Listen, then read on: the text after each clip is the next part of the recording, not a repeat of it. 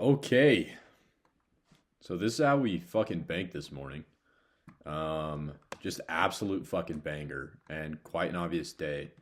So I'm gonna run you through the trade recap, and then my buddy was asking for a bit of a lesson on a CISD and breakage structure, so I'm gonna go ahead and give him that as well. But coming into today, we'll just go back on the replay. Coming into today, it was a pretty obvious bearish bias. Okay, we broke hourly low. We manipulated London. Okay. So we manipulated London. We broke hourly low. We broke hourly fair value gap. We bounced off hourly fair value gap. Now we're respecting it bearishly.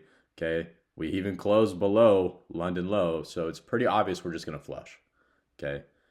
Super obvious. Now, what are we reaching toward was the real question.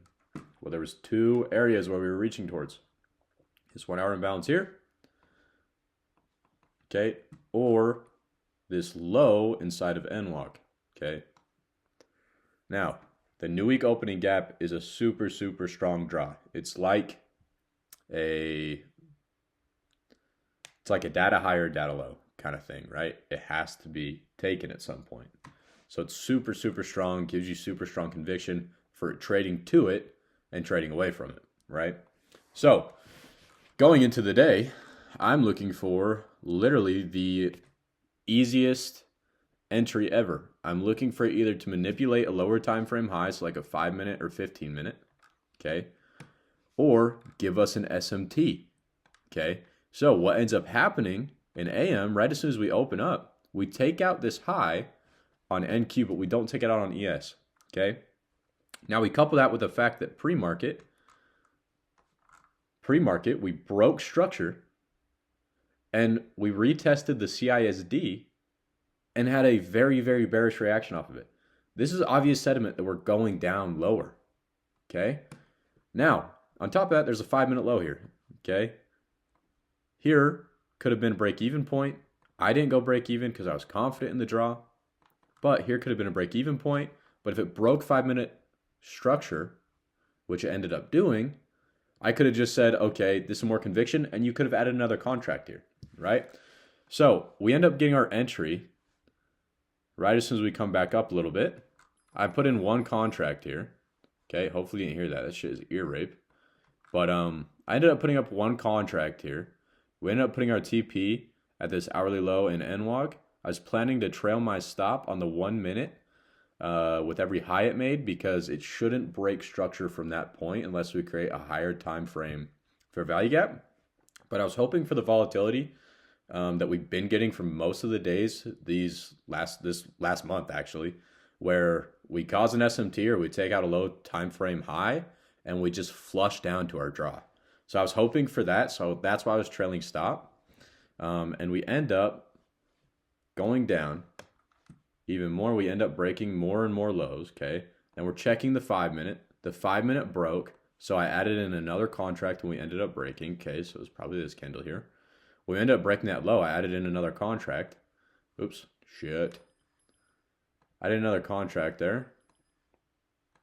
I really hope you can't hear that shit. So irate. But I added another contract there. Okay. And I was still trailing stop. So at that point, I was up to this high. Okay.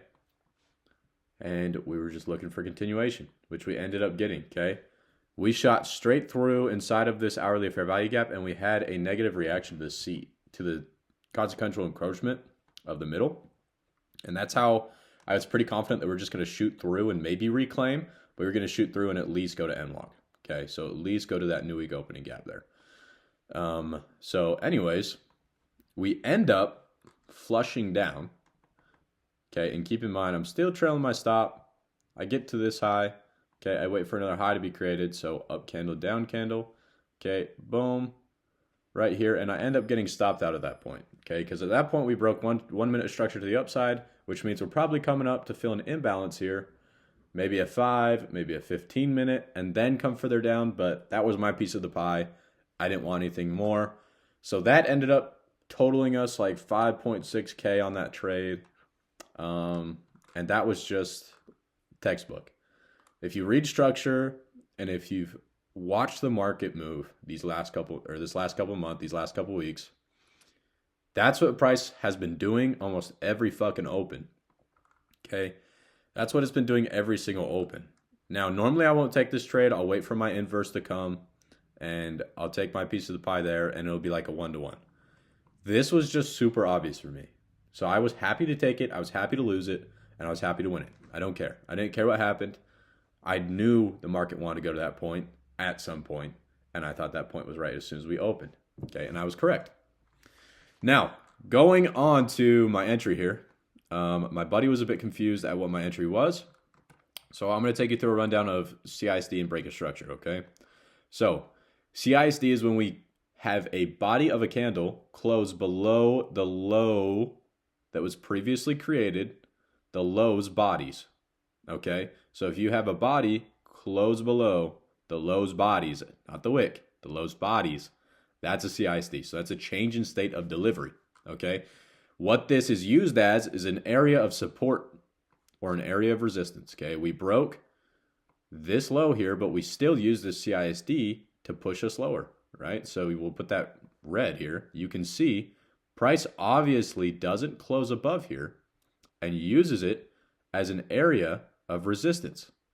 That's exactly what it did in this scenario. And when we broke this 5-minute, that's an easy break even, because at that point we'll come and retest this 5-minute CISD and break a structure, and that's all we'll do. If we go any higher, it's probably our draw's not right, okay, and the trade was not rightly timed. Now, break of structure. Break of structure is when we have a body closure below the wicks of the low that was previously created, okay?